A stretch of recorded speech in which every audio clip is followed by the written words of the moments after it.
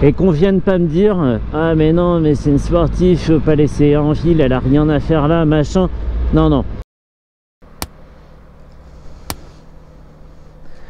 Bon ok, aujourd'hui je suis à Saint-Maur-Moto dans le 94. J'ai fait tourner la roulette des marques italiennes, à savoir Piaggio, Vespa, Aprilia et Moto Guzzi, et c'est tombé sur Aprilia en la personne de cette toute mignonne Aprilia RS 457.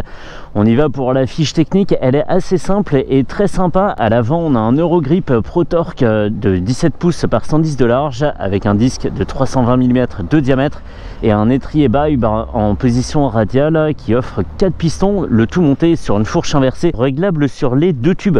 Donc ça c'est très bien, on a 13 litres de réservoir, une selle à 800 mm de haut, et en dessous de tout ça on trouve un petit bicylindre en ligne de 457 cm3 qui offre 47 chevaux à 9400 tours et 4,5 kg de couple à 6700 tours. Tout ça pour déplacer un ensemble qui ne pèse que 175 kg. On a une boîte 6 avec shifter en option. Il n'est pas installé, c'est pas une activation électronique. Il faut vraiment monter le shifter sur la biellette. Ici elle n'en est pas pourvue. À l'arrière on trouve une jante de 17 pouces aussi, un pneu de 150 de large avec un étrier Bibe simple piston sur un disque de 250 mm de diamètre. Cette moto elle fera pas mal au portefeuille, elle fera peut-être mal au permis mais pas au portefeuille, puisqu'elle ne coûte que 7200 € pour des prestations qui, je l'espère, seront à la hauteur de cette marque italienne. Le bruit, vous êtes sûr je suis pas assis sur une RS V4 là? Sous les yeux on a un TFT de 5 pouces au contraste extraordinaire.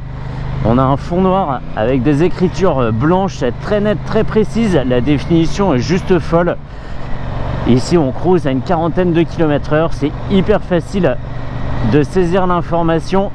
On a un compte tours en barre au-dessus dont la zone rouge commence à 10 500 tours et qui se termine à un petit peu plus de 13 000 tours. Il va vraiment falloir que je me fasse violence pendant cet essai pour pas claquer les rapports trop tôt et aller voir ce qui se cache en haut du régime, puisque la puissance, je le rappelle, est dispo à 9400 tours.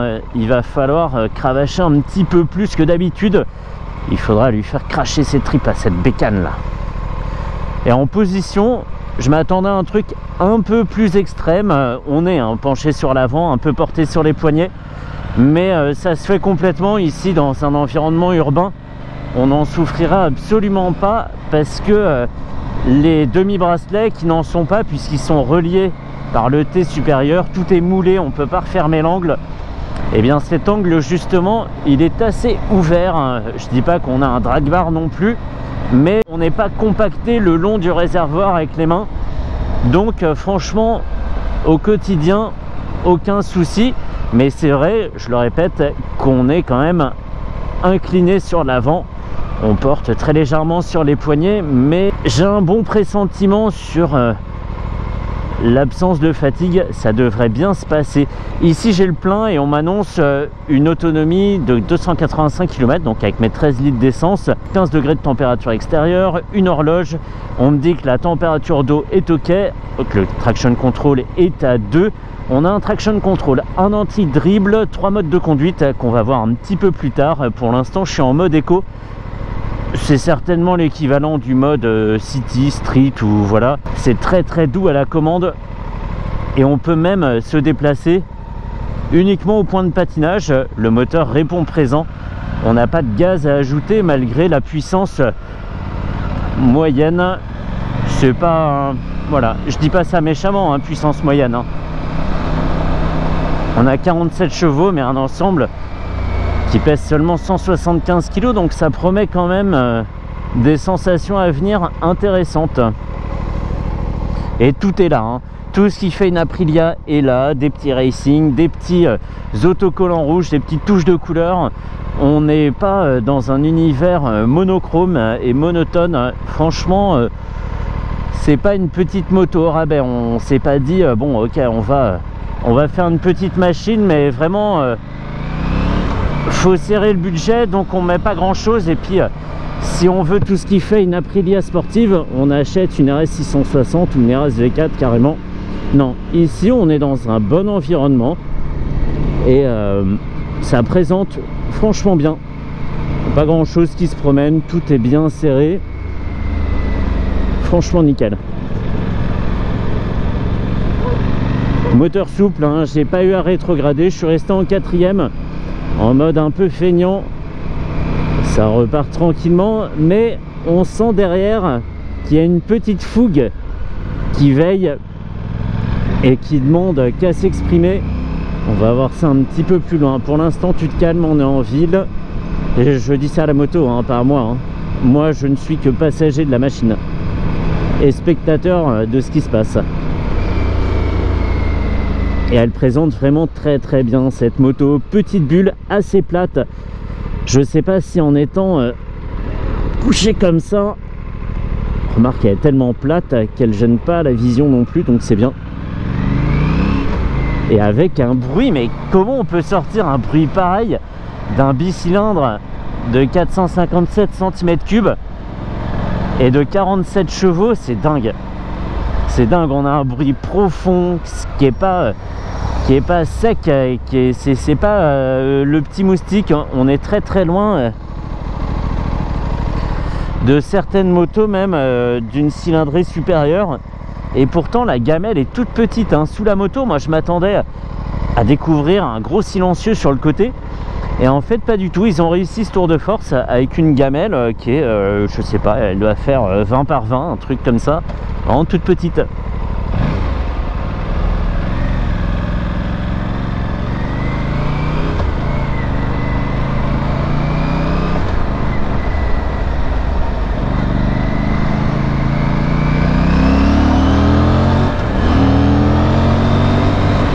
Et ça y est, ça commence. J'ai clignoté.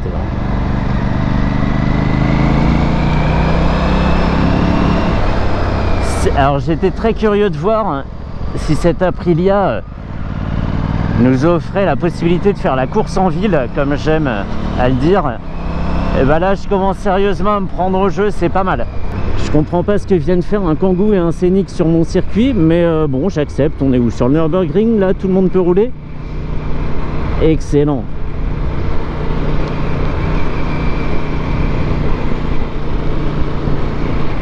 Et ce petit moulin est d'une souplesse vraiment géniale. Il fait exactement ce qu'on lui demande, ni plus ni moins, donc ça c'est évidemment très bien. Il est tranquille, il est amical, il nous malmène pas, et en plus il peut reprendre assez bas dans le régime, ce qui repose pas mal, surtout ici dans un environnement urbain où on doit souvent tricoter de la boîte. Là ça sera pas forcément le cas, on peut tricher un peu et retomber assez bas en régime. En étant bien collé contre le réservoir, je peux avoir un dos assez droit, et c'est pas différent de ce qu'on aurait sur un roadster par exemple. Si je regarde pas en bas, je sais absolument pas que je suis sur une petite sportive. Et ça c'est très bien, le fait qu'on puisse varier les positions. Ça fait aussi qu'on a plusieurs machines en une, en plus du côté mécanique. J'espère vraiment qu'il y a une deuxième face à ce moteur, parce que sinon je me suis un peu avancé là. Mais là je suis en fond de selle et c'est plus du tout pareil. Je suis devant, on est un peu plus sollicité des épaules et des poignets, et franchement franchement bien. On n'a pas énormément de couple sur ce moteur. On sent qu'au rétrogradage ça ralentit pas des masses, mais étonnamment il repart bien, je le disais, hein, à bas régime, en dessous de 2000 tours ça cogne pas, et bah, c'est très pratique. Par contre là quand je lâche le gaz, effectivement on n'a pas énormément de compression pour nous ralentir. Et qu'on vienne pas me dire ah mais non, mais c'est une sportive, faut pas laisser en ville, elle a rien à faire là, machin. Non non, c'est pas une GT non plus, hein. Faut pas exagérer, mais en ville elle est absolument à sa place, et on n'a pas l'impression de faire mal à la machine et de se faire mal à soi-même. Elle peut faire les deux, elle est sûrement tout à fait apte à rouler fort sur circuit, mais en ville pas de problème non plus. Hop. avec la boîte qui est un petit peu imprécise en sélection. Des petits diagrammes. On connaît le totaliseur température, un voltmètre. On a la possibilité de synchroniser un chrono, une vitesse max, 119 km/h ici. Plein de choses sympas en fait.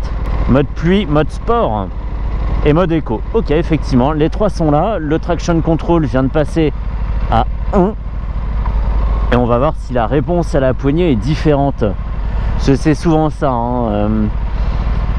C'est vrai que c'est un peu artificiel. La vraie question, ça va être de savoir si on peut la conduire tous les jours en mode sport ou si c'est trop on-off, si c'est trop volontaire, si on risque de perdre son permis parce qu'on roulait vite sans s'en rendre compte.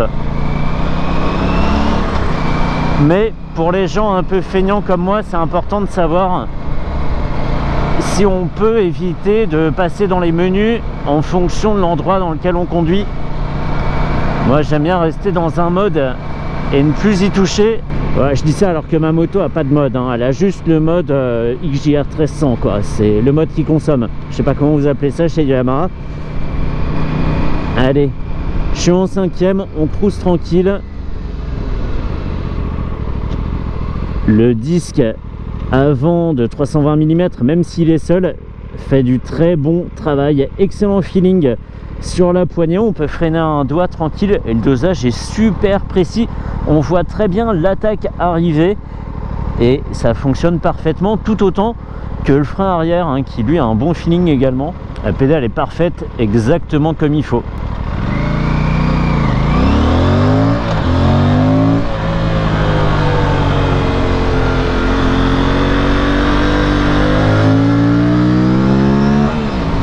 Train avant un peu léger ici.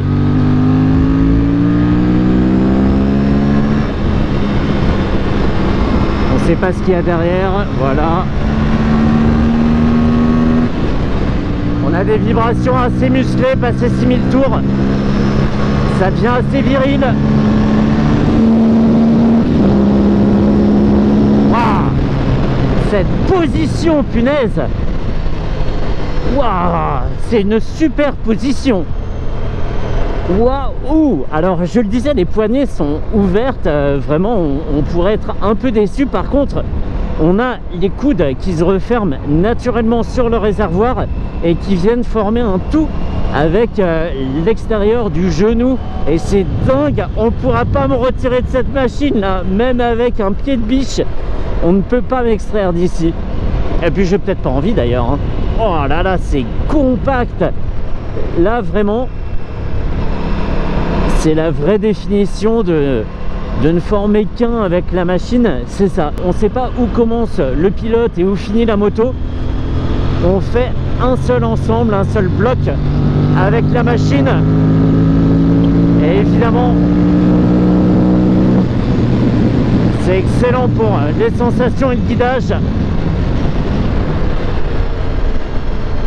Waouh, j'ai rarement vu ça. J'avais eu ce feeling sur la RS 660, sa grande sœur. Le fait d'être imbriqué dans la moto qui permet notamment de bien résister avec le genou extérieur quand on s'incline. Donc par exemple, si on s'incline à droite, on résiste, on s'accroche avec le genou gauche. Et quand on a la bonne encoche dans le réservoir pour faire ça, eh ben on se permet des choses un petit peu plus osées. Ah c'est vrai, les bouchons ici, c'est vrai, c'est vrai. Mais alors là c'est encore mieux parce qu'on a ce guidon un peu large et ouvert, comme je t'ai déjà dit 2 fois, hein, je me répète, qui permet de faire hop, chapeau avec ses coudes et de finir de former cet ensemble compact qu'on appelle le pilote et la moto.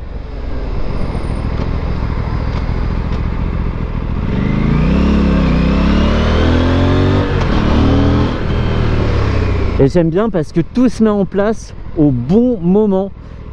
Quand on roule tranquillement, la moto est tranquille, elle fait pas de bruit, elle vibre pas, il y a cette petite mélodie qui accompagne, mais c'est pas saoulant. Et quand on commence à aller vite, la moto change de visage, mais sur plein d'aspects. Il y a le bruit, les vibrations.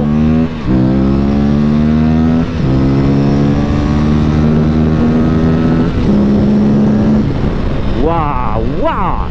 Mais oui! On a l'impression qu'on a taillé cette moto à mes mesures. C'est incroyable. Incroyable.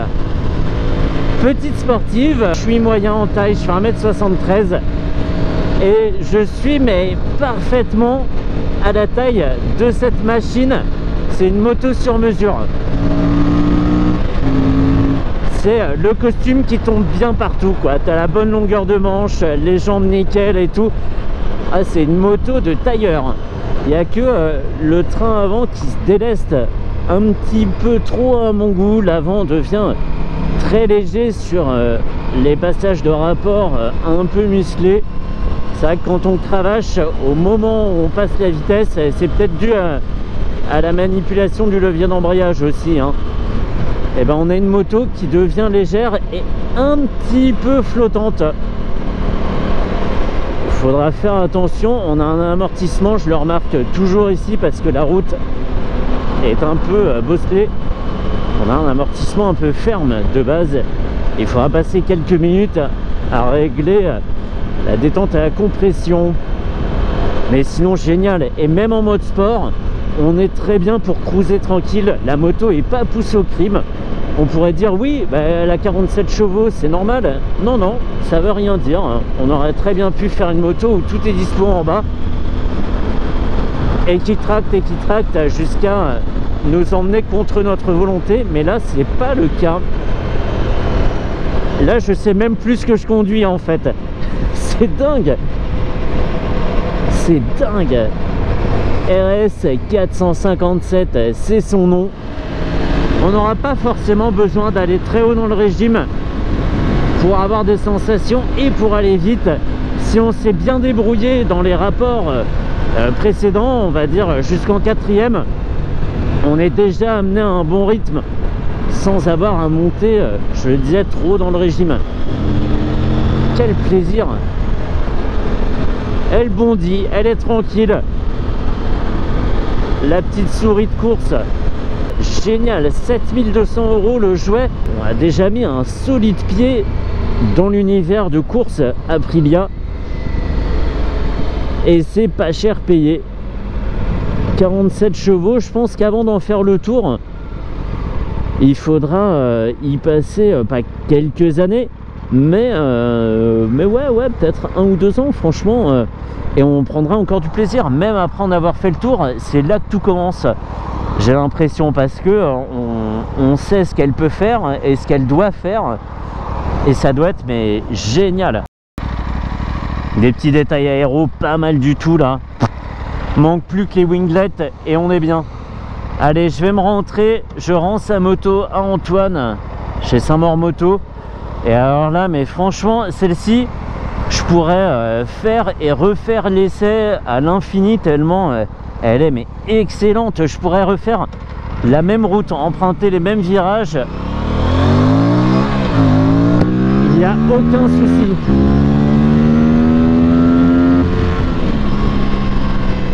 Ouh, aucun problème. Comment se lasser d'une machine comme ça, quoi? Elle est démonstrative, elle est attachante, elle est sympa, serviable en ville. Excellent, excellent. Allez, retour Saint-Maur.